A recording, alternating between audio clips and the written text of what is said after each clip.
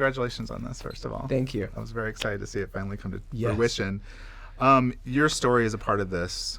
I've talked to you about your story before. I know you've told the story many times, but how does it impact you every time you tell it? Because some people have not heard your story, so they need to hear it. But tell me about just you telling your story.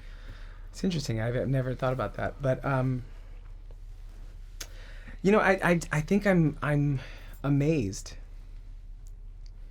that this is my life, right? That I've been allowed and allowed to do what I love, right? I remember thinking about when I was a kid, knowing that I wanted to be an actor and be an entertainer, and that I didn't think I was going to be allowed to.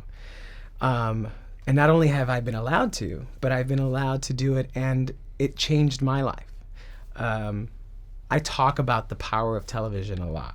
I have talked about it for a long time because I've seen it in my own life. I've seen how telling a story, a fully realized three-dimensional character can change the way people look at an entire community, can change a perspective. I saw it happen with my father and the way that it helped us bridge a divide.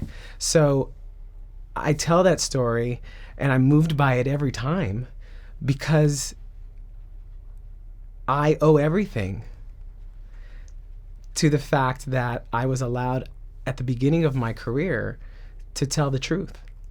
And I was afforded that.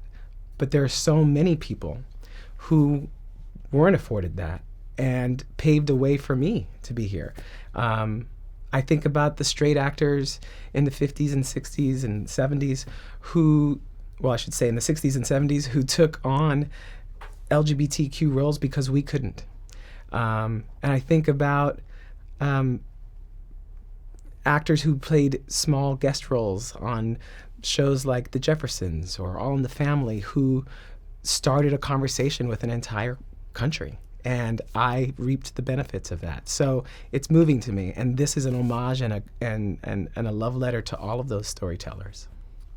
I watched a lot of these interviews in the episodes, and I was reminded of a lot that I thought I knew. Mm-hmm. Things that are new, but just things I'd also forgotten, even like seeing the McCarthy Yeah, the Army McCarthy hearings, which was the first time that the word homosexual was actually said on television. People forget that the Army McCarthy hearings were really about a gay scare as much as it was about a red scare. Yeah, because I would have thought Stonewall is kind of the beginning. Right, and it's and not. Stonewall wasn't covered at all. Right, exactly, which I also learned in your special because I was maybe 2 years old when I was I mean, it wasn't until the White Night riots that journalism covered us as a news story in a real way.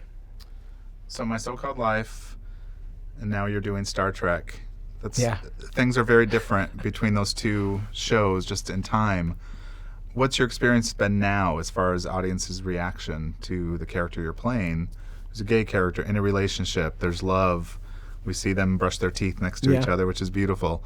But what's your experience now, and what do you hear from people, especially now that they can reach out to you directly via social media?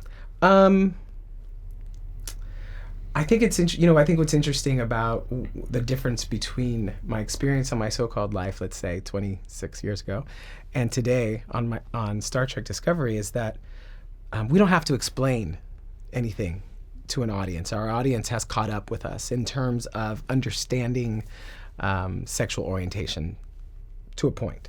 What audiences want is the story. They want the love story. They want, in terms of Star Trek, how do these people help save the world? And the fact that they're gay is a footnote. It's an interesting piece of information, but it's not integral to to that character. It's not just what that character is about. It's about the love that these two people share. Whereas on My So-Called Life, I felt like we were still introducing people. He was the first gay teenager on primetime TV, so people had to wrap their brains around that. But it's really moving to me that Winnie Holzman and Ed and Marshall really wanted to show what that journey was for a young person to come and accept themselves. So we've come a long way, baby. I remember that first scene. I don't know if it was your first scene in My So-Called Life, but I remember seeing him in the girls' bathroom That with was the the first girls. scene.